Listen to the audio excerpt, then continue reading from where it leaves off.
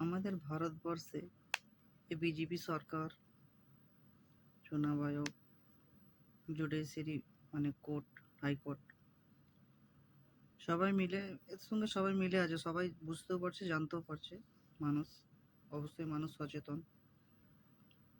Media যেটাই ভুল দেখাক না কেন, মিডিয়ার কথায় মানুষ আসে না। কিছু অন্ধভক্ত আছে যারা ওদের সঙ্গে রয়েছে, তো বেশিরভাগ মানুষই ওদের সঙ্গে নেই। যেটা মিডিয়া দেখাচ্ছে ওটা ভুল।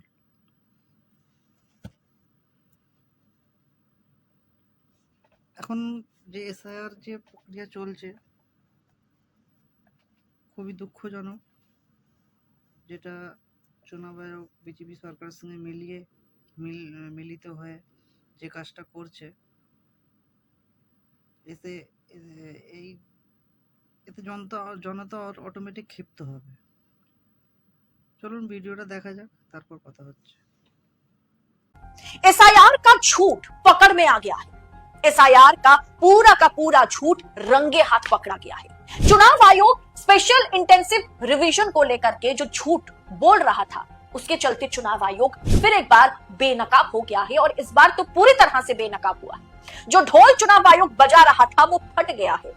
दरअसल चुनाव आयोग ने, इलेक्शन कमीशन ने 24 जून 2025 के बाद जब से बिहार में एसआईआर का नोटिफिकेशन जारी किया, तब से लेकर के हर प्रेस कॉन्फ्रेंस, सुप्रीम कोर्ट में भी चुनाव आयोग ये दुहाई देता रहा कि इस तरह का रिवीजन साल 2003 में भी हुआ था।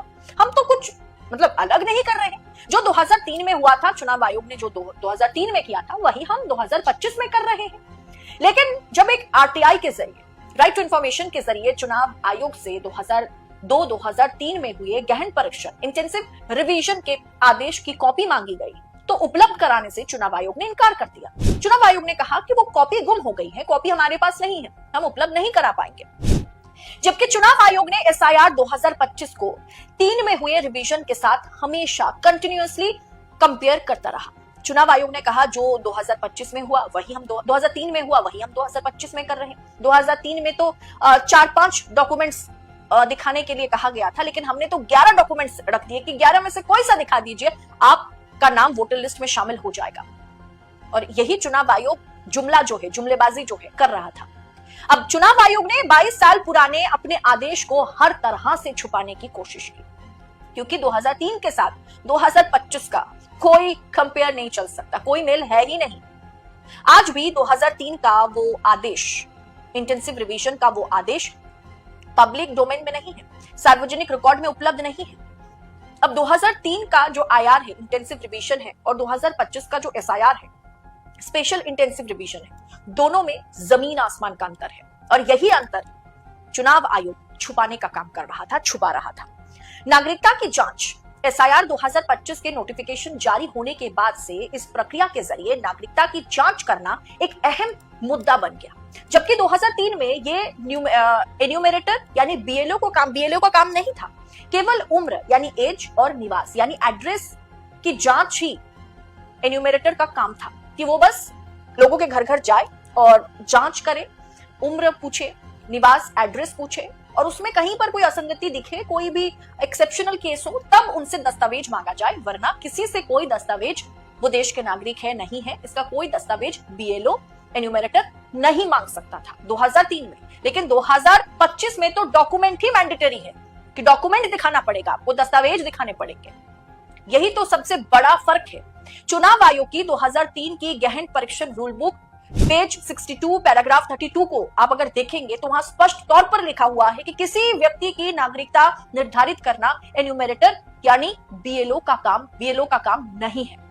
अब देखिए आपके स्क्रीन पर उसकी कॉपी है, कॉपी पर जरा आप फोकस करेंगे तो आपको साफ तौर पर दिखेगा कि यहां लिखा हुआ है 32 paragraph, It is clarified that it is not the job of the enumerator to determine the citizenship of an individual, यानी किसी इंडिविजुअल का, किसी भी व्यक्ति का सिटीजनशिप जो है ये बीएलओ तय नहीं करेगा, ये चुनाव आयोग तय नहीं करेगा। और ये साफ तौर पर 2003 की कॉपी में लिखा हुआ है। और इसके आगे 2003 और 2025 इंटेंसिव रिवीजन में क्या फर्क है, क्या झूठ एग्जैक्टली या क्या सच एग्जैक्टली चुनाव आयोग छुपाने का काम कर रहा था, वो आप एक्टिविस्ट योगेंद्र यादव के मुंह से सुनिए। उन्होंने बकायदा एक बहुत बेहतरीन वीडियो बना करके इस मुद्दे को उठाया है और चुनाव आयोग की पोल खोल दी है। वो वीडियो आप देखिए, लेकिन सबसे पहले उन्होंने जो इसके चलते हुए ट्वीट किया है वीडियो जारी करते हुए, उसको आपको मैं दिखा देती हूँ। क्या लिखा हुआ है देखिए। जिस गाइडलाइन को चुनाव आयोग 3 महीने से दबा करके बैठा था वो आज सामने है। यानी 2003 में बिहार में हुए इंटेंसिव रिवीजन की आधिकारिक गाइडलाइन जो चुनाव आयोग के एक एक दावे का खंडन करती है। साफ है चुनाव आयोग का यह दावा कि एसआईआर के जरिए 2003 की प्रक्रिया दोहराई जा रही है वो पूरी तरह से झूठ है। अब सुनिए आप योगेंद्र यादव को। आज एक खुलासा करने वाला हूं। ये वो दस्तावेज है जिसे चुनाव आयोग 3 महीने से छुपा रहा है। यानी कि 2003 में बिहार में जो इंटेंसिव रिवीजन हुआ था उसकी गाइडलाइन। याद रखिए चुनाव आयोग हमेशा कहता रहा है कि हम तो वही कर रहे हैं जो 2003 में हुआ था, और हम कह रहे हैं कि अच्छा बताइए 2003 में क्या किया था। चुनाव आयोग ने फाइल नहीं दी, आरटीआई में मांगा गया उसका जवाब नहीं दिया, पत्रकारों ने पूछा तो कहा कि फाइल गुम हो गई है। तो साहब हमने फाइल निकाल ली और अब समझ आ गया कि क्यों चुनाव आयोग इसको दबा के बैठा हुआ था। क्योंकि ये जो गाइडलाइंस हैं ये चुनाव आयोग के एक एक दावे का खंडन करती हैं। चुनाव आयोग 3 बड़े झूठ बोल रहा है। पहला झूठ ये है कि 2003 में भी एन्यूमरेशन हुआ था, लोगों ने एन्यूमरेशन फॉर्म भरे थे और 21 दिन के अंदर सब कुछ हो गया था। अब गाइडलाइन बताती है कि 2003 में कोई एन्यूमरेशन फॉर्म भरा ही नहीं गया था, कोई लोगों को डेडलाइन नहीं दी गई थी। एन्यूमरेटर यानी कि जिसे आज बीएलओ कहते हैं उसको कहा गया था कि तुम घर घर जाओ और ये फॉर्म भरो, पुरानी वोटर लिस्ट में कोई भी संशोधन है उसको करो और आखिर में head of the house hold के सिग्नेचर करवा दो। नंबर 2, चुनाव आयोग कहता है कि 2003 में तो सिर्फ 4 दस्तावेज का लोगों को ऑप्शन था, अब तो देखिए हमने 11 का ऑप्शन दे दिया है। हकीकत जो पता लगी पढ़ने के बाद वो ये कि 2003 में दस्तावेज मांगे ही नहीं गए थे। दस्तावेज केवल उन लोगों से मांगे गए थे जिनके बारे में शक था कि वो अपनी आयु ठीक नहीं बता रहे हैं या अपना ऑर्डिनरी रेजिडेंस गलत बता रहे हैं, और किसी से कोई दस्तावेज नहीं मांगा गया था। नंबर 3, चुनाव आयोग कहता है कि जो 2003 की लिस्ट में थे उनकी तो नागरिकता की जांच हो चुकी है, बाकी लोग दस्तावेज थे। गाइडलाइन पढ़ के पता लगा कि 2003 में नागरिकता की कोई जांच नहीं की गई थी, बल्कि पैरा 32 में स्पष्ट निर्देश दिया गया है कि एन्यूमरेटर का यह काम नहीं है कि वो नागरिकता की जांच करे।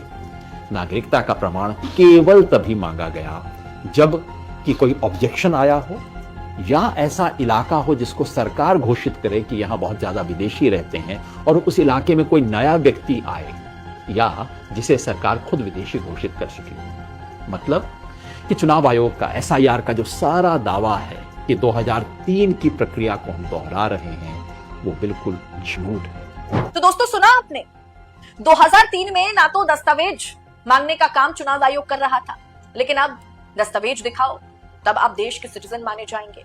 तब के समय में सिटीजन कौन है कौन नहीं है ये दस्तावेज देखकर तय नहीं किया जा रहा था, बस लोगों के घर तक बीएलओ पहुंचते थे, जाते थे और नाम पता करते थे, एड्रेस पता करते थे, लिस्ट में नाम शामिल करके आ जाते थे। एक्सेप्शनल केस में दस्तावेज मांगे जाते थे। लेकिन दोस्तों यहाँ तो खेल ही कुछ और है।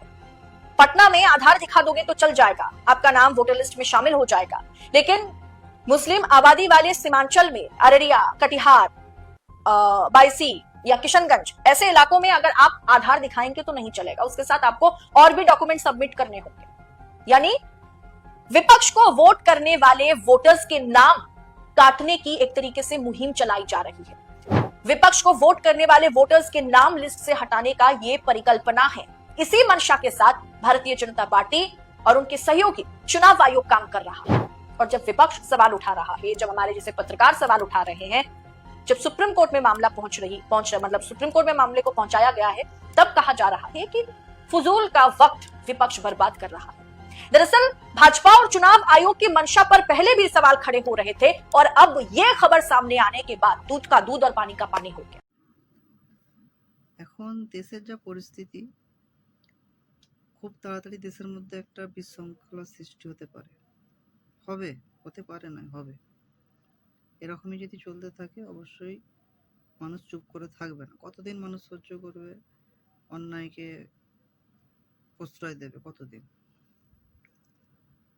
আমরা দেখেছি আমাদের পার্শ্ববর্তী দেশ বাংলাদেশ, সেখানে কি হয়েছে। নেপাল, সেটাও আমাদের পার্শ্ববর্তী দেশ, সেখানে কি হলো। তার আগে হয়েছিল শ্রীলঙ্কা, সেখানেও আমরা দেখেছি কি হয়েছে। তো এরকমই যদি চলতে থাকে, আশা করি আমাদের ইন্ডিয়াতেও ওরকম পরিস্থিতি না আসুক, তবে সরকার যা শুরু করেছে এরা নিজেরাই সেই পরিস্থিতি আনতে চলেছে। আগে আপনারা ভিডিও দেখে অবশ্যই বুঝতে পেরেছেন, কমেন্টে জানাবেন।